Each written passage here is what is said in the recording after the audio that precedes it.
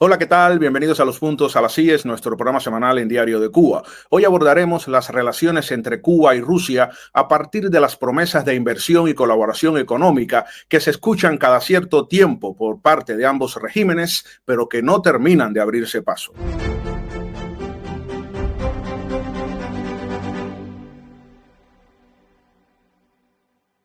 ¿Por qué las promesas de Putin en relación con Cuba no pasan de simples declaraciones políticas? Para responder a este tema, hoy nos acompaña Juan Antonio Blanco, politólogo y presidente del Laboratorio de Ideas Cuba Siglo XXI, y Jorge Ferrer, ensayista, traductor y autor del libro Entre Rusia y Cuba, contra la memoria y el olvido. Gracias a ambos por acompañarnos y ya comenzamos a poner los puntos a las IES.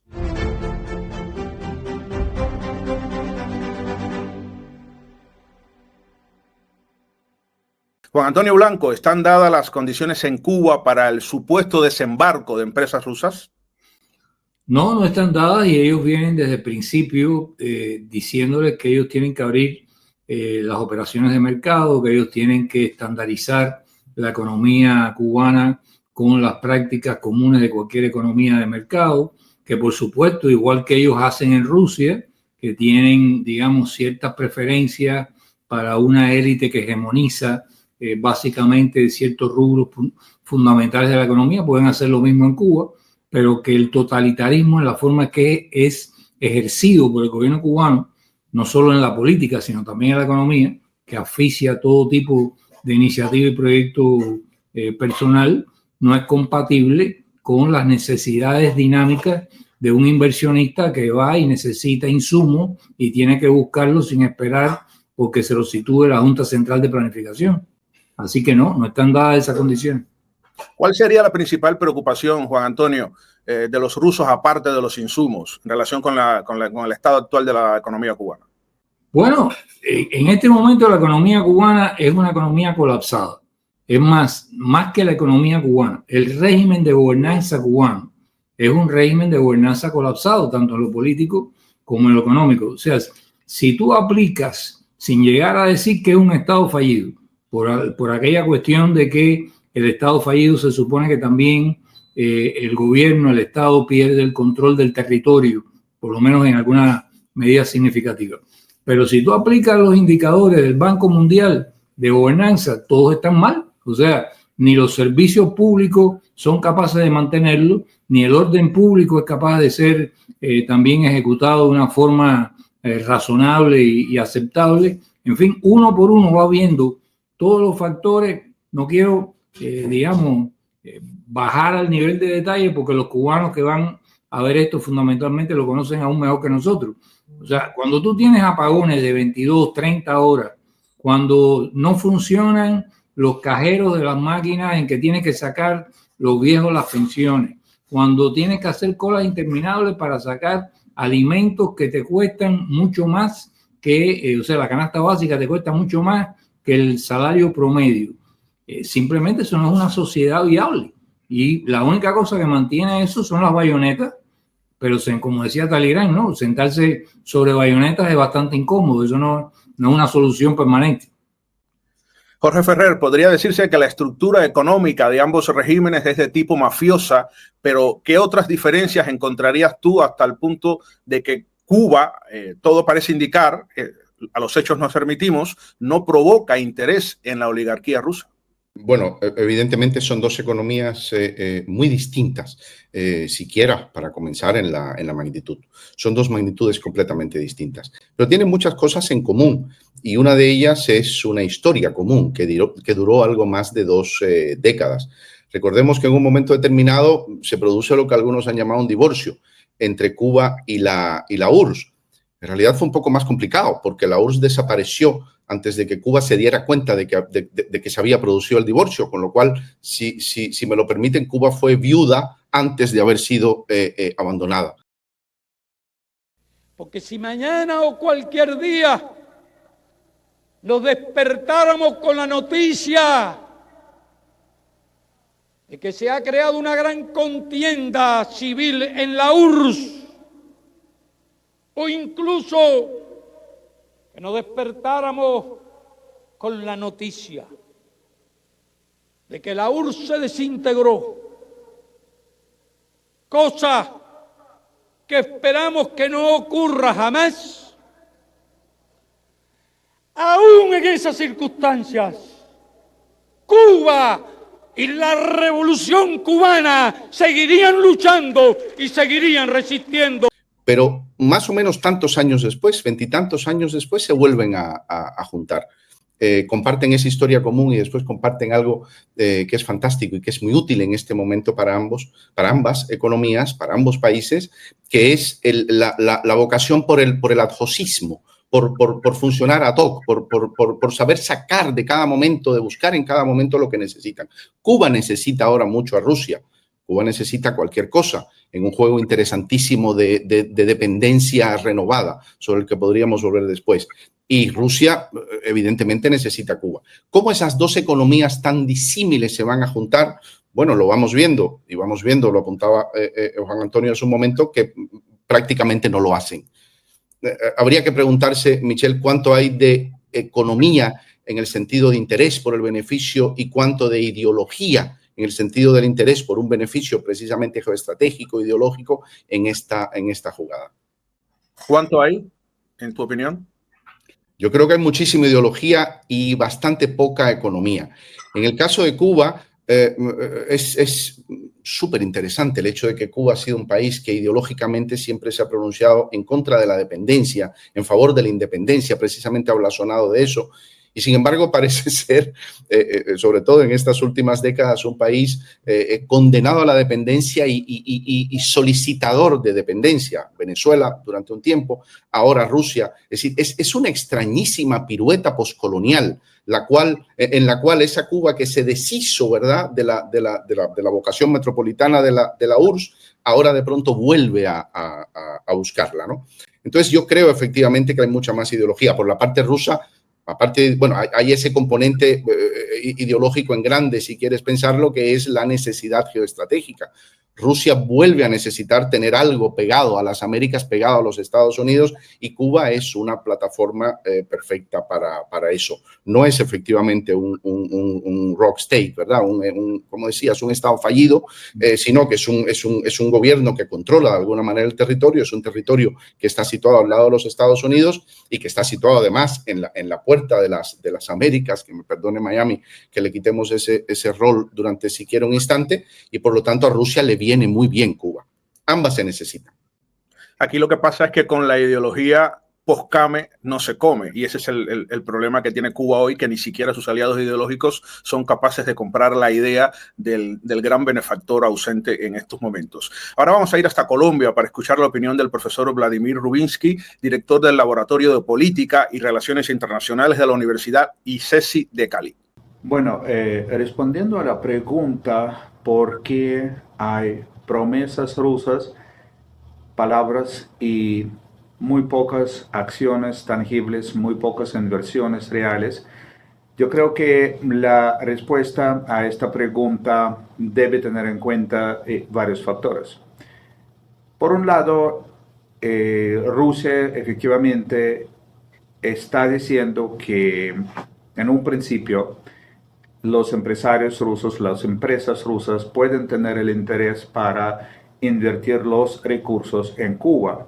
Una de las justificaciones que con frecuencia se escucha es el asunto de que sería realmente una ventaja para poder comprometer los recursos y tener la presencia rusa en la actualización de varios equipos industriales que fueron suministrados todavía por la Unión Soviética.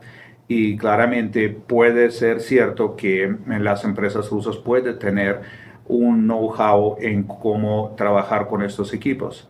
Sin embargo, por otro lado, yo creo que Rusia, hay que entender esto muy bien, no es la Unión Soviética, que realmente estaba destinado unos recursos muy significativos al tema del financiamiento de la economía cubana, porque era una parte del ejercicio de la Guerra Fría, de este mundo bipolar, donde las ganancias para la Unión Soviética valían muy poco en comparación con la ventaja geopolítica. Rusia hoy en día no es la Unión Soviética, hay que entender eso claro, y los rusos les encanta la plata. Entonces, en el caso cubano, efectivamente no vean la posibilidad de tener ganancias suficientemente atractivas para los empresarios rusos, para las empresas rusas. Entonces yo creo que por ahora la plata rusa no va a Cuba, y claramente en el contexto actual de la guerra en Ucrania, Rusia tiene también el déficit de los recursos disponibles para destinar a este fin. Juan Antonio, el hecho de que La Habana haya estado al lado de Moscú en los temas vinculados a la guerra contra Ucrania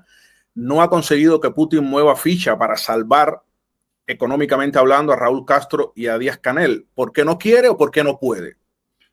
Yo diría por lo segundo, sobre todo, o sea, porque no puede. O sea, como acaba de explicar el profesor, la economía actual en Rusia no es una economía soviética, no es una economía centralizada. O sea, Putin no le puede dar órdenes a un oligarca ruso, decir, tienes que invertir tantos miles de millones en salvar los ferrocarriles cubanos, o en salvar la industria azucarera, o en renovar todas las plantas termoeléctricas de Cuba, por una simple razón, porque la economía rusa se mueve según la oferta, la demanda y la cuota de ganancia que cada cual saque en el mercado. Entonces, ¿qué garantías tiene ese millonario ruso de que él va a poner el dinero ahí y no lo va a perder, sabiendo además que las condiciones de Cuba, incluso para instalar nueva tecnología, para lo que sea, son caóticas, sabiendo además la inveterada maña que tiene Cuba de no pagar sus deudas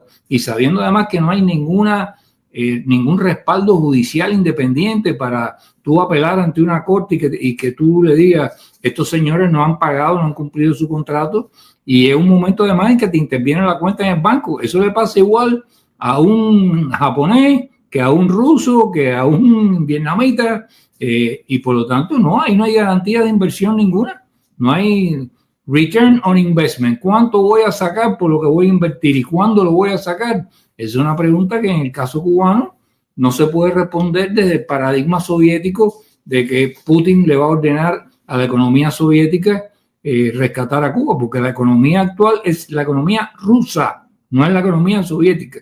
Eso para no hablar de los problemas que la propia guerra de Ucrania ha impuesto sobre la economía rusa. O sea, en este momento ellos tienen una situación tensa económicamente hablando y no están en condiciones de salvar a otros, tienen que salvarse a sí mismos primero, que tienen bastantes problemas desde ese punto de vista.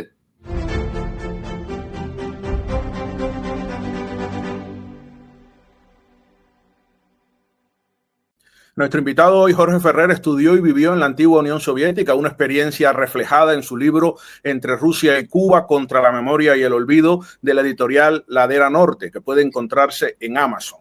En los últimos meses, aunque no fluye el dinero, Moscú sí busca generar élites prorrusas, por ejemplo, con becas a jóvenes cubanos. Jorge Ferrer, a día de hoy, imagino que esto tiene un significado y un resultado distinto al que tuvo hace 50 años. Muy distinto, pero es curioso lo que estamos viendo con el interés de Rusia en atraer estudiantes extranjeros en un momento en que los Estados Unidos parece deponer su vocación imperial y su interés en aquello que Joseph Nye llamaba el soft power, ¿verdad? Ese poder blando, digamos, ¿no? En efecto, Rusia, yo creo que se ha sobrevalorado y eso lo trato con bastante detalle. En el libro se ha sobrevalorado la impronta de la huella rusa en Cuba. No obstante, es cierto que Rusia cuenta con eso y no obstante es perfectamente cierto que se crea una determinada comunidad de afectos y de lealtades que a la larga produce beneficios. Son beneficios no siempre claramente tangibles, pero son beneficios. Y sí, Rusia ha estado llevando estudiantes cubanos recientemente a sus universidades. Mucho más importante me parece a mí el hecho, y justo en ese punto termino el libro, me parece el hecho de que muchísimos cubanos han ido en los últimos años a Rusia no precisamente a estudiar, sino sencillamente a vivir y a buscar dinero que enviar en remesas a sus familias en Cuba. Es decir, se ha dado una vez más un vuelco extraordinario en el que la relación se ha convertido, en el caso de todos estos inmigrantes cubanos en Rusia, donde hay bolsas enteras de prostitución, de pobreza. Es decir, es un mundo enormemente sórdido del cual se han ocupado muchos periodistas cubanos. Son deportados también.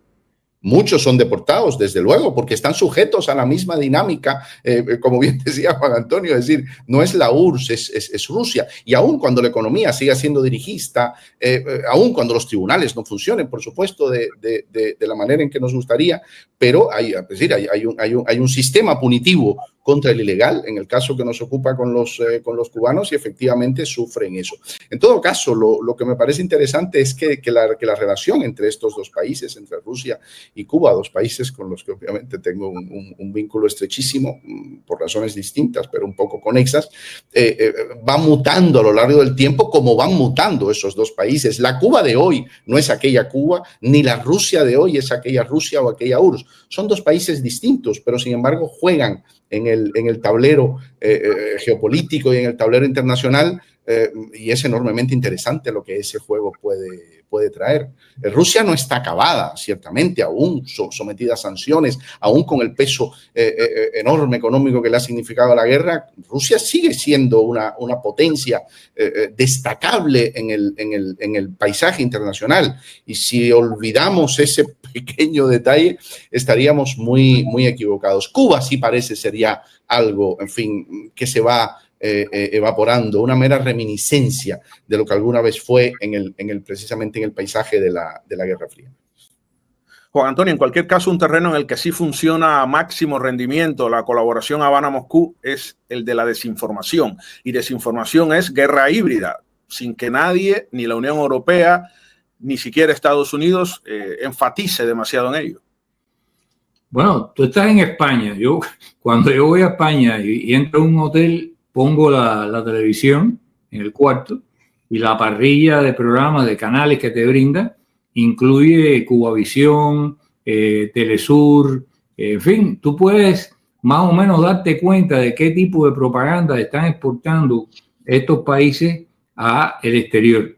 Y es increíble porque es la misma línea, adaptada por supuesto con su periodismo, pero es la misma línea de RTV, o sea, de la televisión rusa. Y es la misma línea en general en cuanto a la forma de enfocar la guerra de Ucrania, la forma de enfocar la potencialidad de Rusia como una potencia de paz, que quiere paz con todo el mundo, pero que está siendo agredida por estos fascistas ucranianos. En fin, y todo eso se repite, que tú a veces te preguntas, dices, bueno, pero ¿dónde estamos? O sea, estamos en la época en que dependíamos de la Unión Soviética y teníamos que hacer eso, ¿no? Estamos en la época en que con ese favor se pagan otros favores mucho más puntuales y pequeños, como es, entre otras cosas, que les den entrada a los BRICS, le den, digamos, que le den el posicionamiento que Cuba, de influencia que Cuba llegó a tener y que ha perdido internacionalmente, y para no hablar de la situación nacional. Pero lamentablemente, como todos ustedes saben, la gente se fija más en lo que hacen los rusos que lo que hacen los cubanos. Y generalmente primero viene una denuncia en contra de RTV que una denuncia en contra de Cubavisión o en contra de Telesur, que al final es la misma cosa, ¿no? A pesar de que repiten los bulos que se crean por la agencia. A pesar. O sea, es como que las agencias de contraespionaje de estos países no dedicaran tiempo a estudiar qué tipo de propaganda se hace desde Cuba, desde Venezuela. No voy a decir Nicaragua porque esa gente no tiene ese potencial. Hay otros que no, hay otros que ven la relación igual que la ven con Irán y que la ven con otros grupos, digamos, irregulares que operan en América Latina y que tienen sede dentro de Venezuela.